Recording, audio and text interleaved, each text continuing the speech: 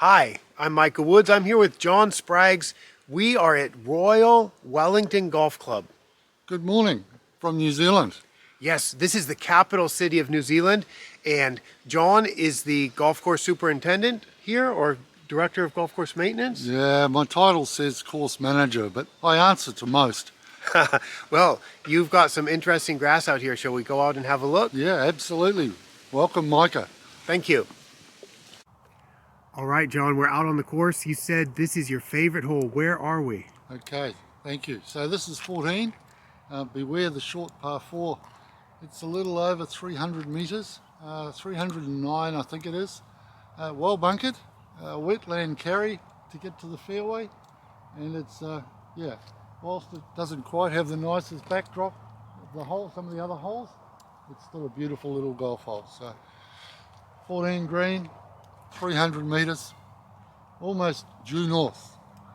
And this has some wetland and some beautiful trees and a lot of unmaintained grass or native area.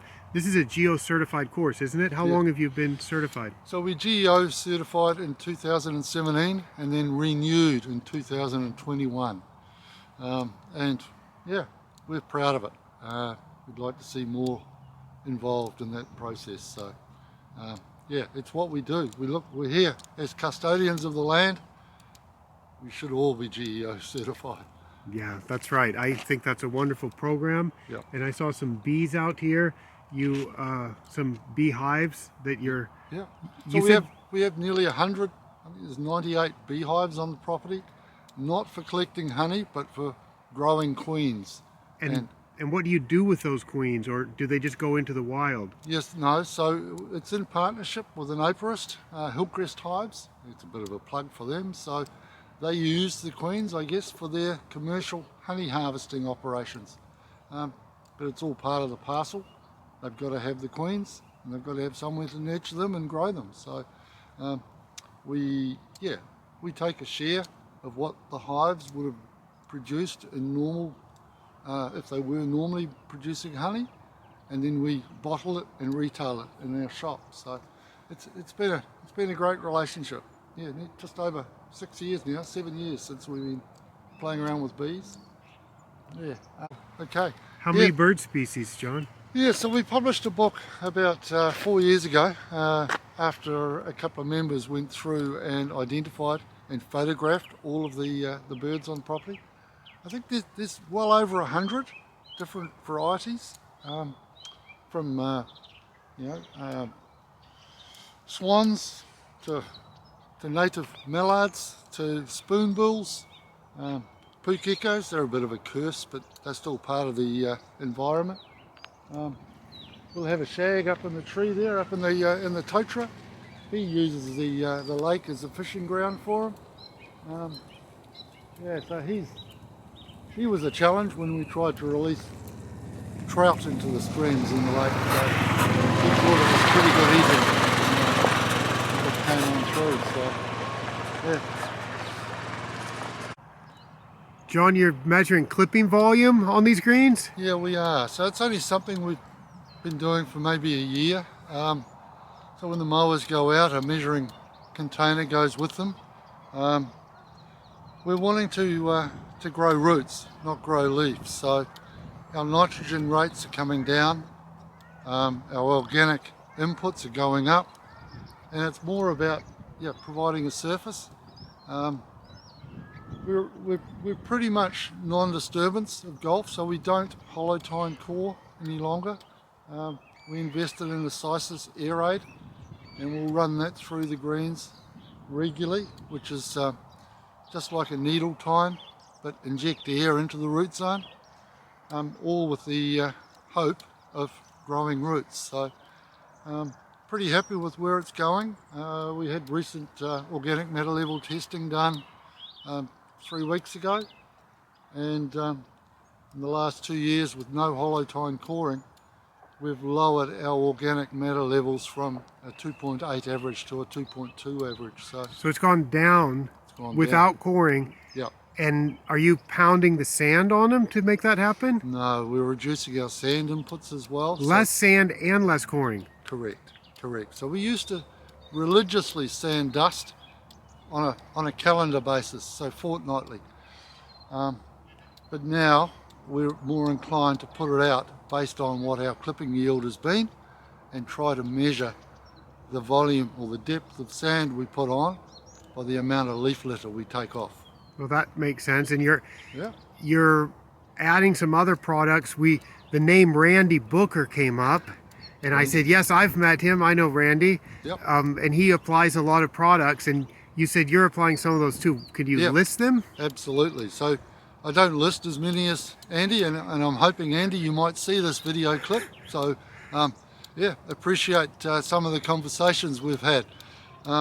Yeah, we are. So we're adding molasses, seaweed flakes or seaweed kelp emulsions, fish hydrostats. We're also gathering horse manure from local Riding for the Disabled, which is one of our neighbours on the boundary, and we're using some wood fibre. We brew that in a compost, aerated compost bin, and then spray that on golf course wide. It's not just greens, we're doing fairways. We haven't ventured into the roughs yet, but makes me feel real good. But the grasses seem to be doing very well under that regime. So we're in the middle of winter here, Yep. or coming to the end of winter, and the greens have a great color, and you're not putting a lot of Nothing. nitrogen on them. No. And when you do put nitrogen, you're using organic sources. Yeah, we are. So it is purely an organic source. It's a match play product called Safe N. It's user friendly, and it's not going to upset any of the microbes in the soil. Is that a liquid product? It's a liquid product, so it releases its nitrogen in the form of an enzyme, microbially, and yeah, there's no instantaneous response from it. Here's our Aussie imports. That's the gull-winged, spur-winged plover. We've quite a number of mating pairs around the course. They get a bit carried away with the golfers from time to time, but yeah. Looking as a backdrop, our man-made lake, It looks full of ducks, full of swans. Yeah, it's a nice little part of the golf course. It's not used for any purpose. It is purely just there for aesthetics, and golf plays around it or over it, depending on how you play the game. So, yeah, all good, all good. So we're on the 12th hole here at Heretaunga.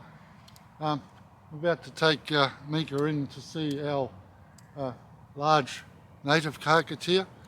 I estimate it's approximately 800 years old, but yeah, I don't want to have to cut it down to measure the rings to justify that, but that's my belief, my understanding. It's a beautiful, beautiful tree. So let's go in, have a look.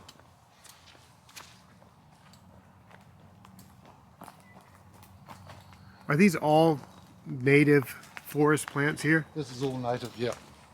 Yeah, it is. It's regenerative. Yeah, that's what starts the re-establishment of the trees. So I don't know. It's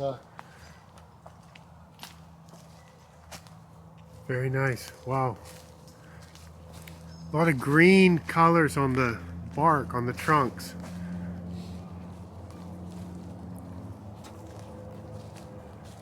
yeah, nice, isn't it? Wow. Yeah, there's two there anyway.